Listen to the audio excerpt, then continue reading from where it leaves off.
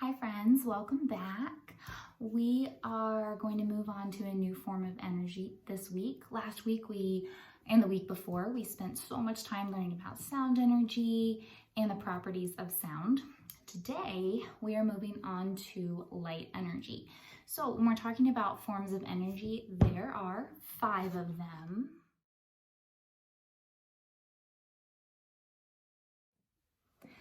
The 5 forms of energy are mechanical or movement, electrical energy, light energy, thermal energy or heat energy, and of course, sound energy. So this week and next week, we're focused on light energy. So I'm going to give you a second to read that to yourself.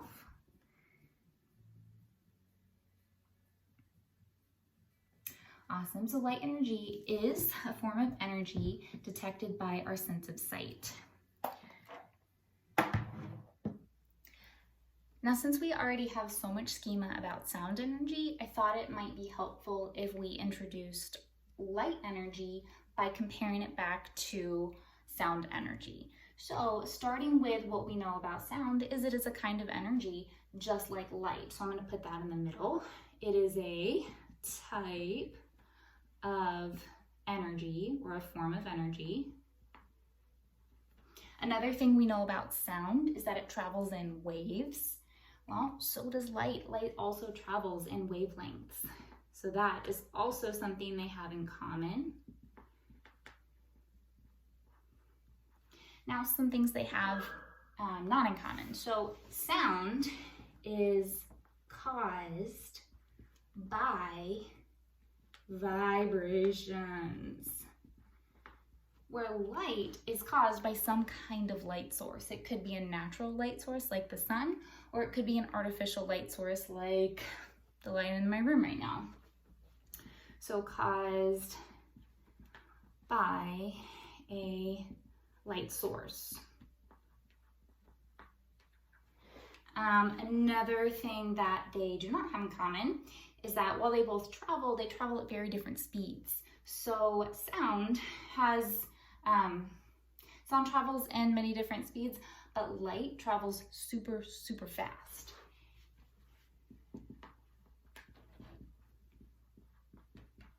Super fast, and sound travels slower.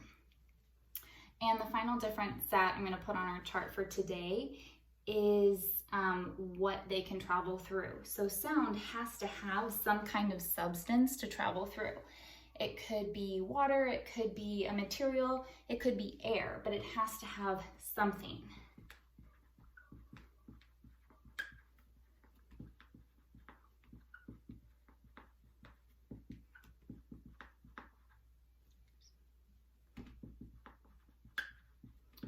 Where, on the other side of that, light does not need any kind of substance. It can travel through literally nothing. So does not need a substance to travel through. Oops. Check on my work. To travel through. All right.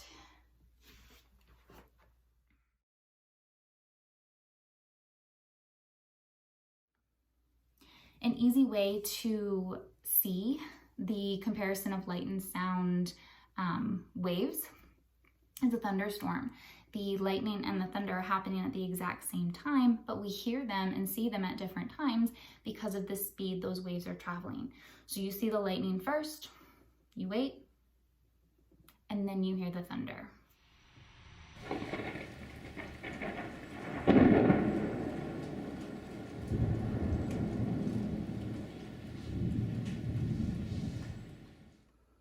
So friends, I'm just going to show you a few examples of natural and artificial light sources. A natural light source is found naturally in the world, and an artificial light source has been created by humans for some kind of purpose that we have.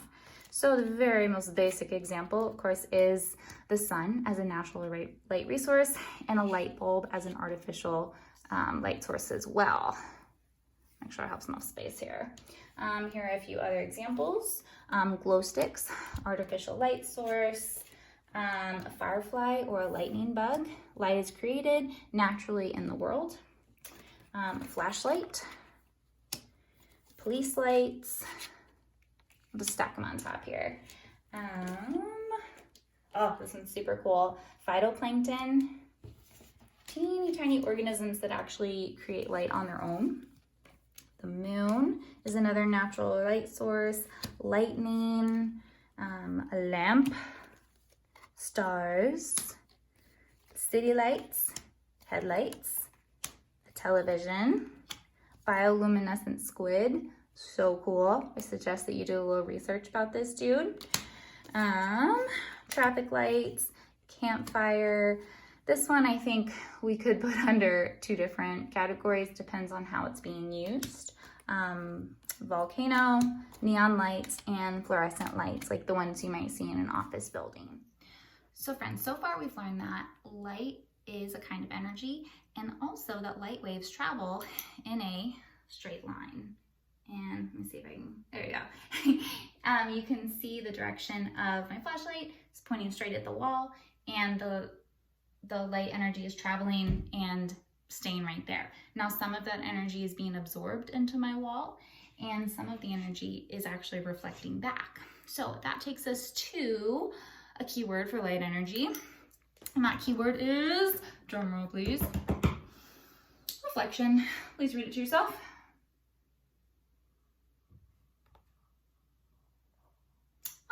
So reflection is when light actually bounces off an object.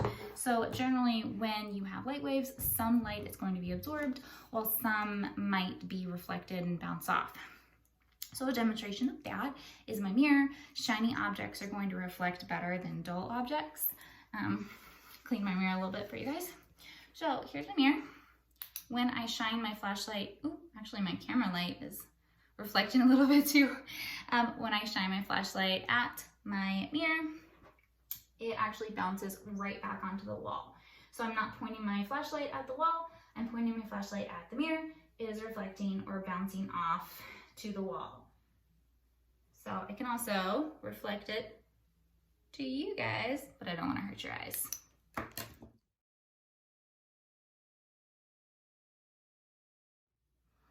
One of my favorite things to do with my dogs is to use the reflection off of my watch or off of a ring or something like that, and use that, the light that bounces off, to make a light ball on the floor, and they go crazy. They just jump and play and try to catch it. So just like with the demonstration of the flashlight and the mirror, sometimes objects are going to block the path of light that we are seeing. So we actually have words to describe the kinds of objects based on how much light they allow through. So these are our 3 words that we're focusing on today. Please read them to yourself.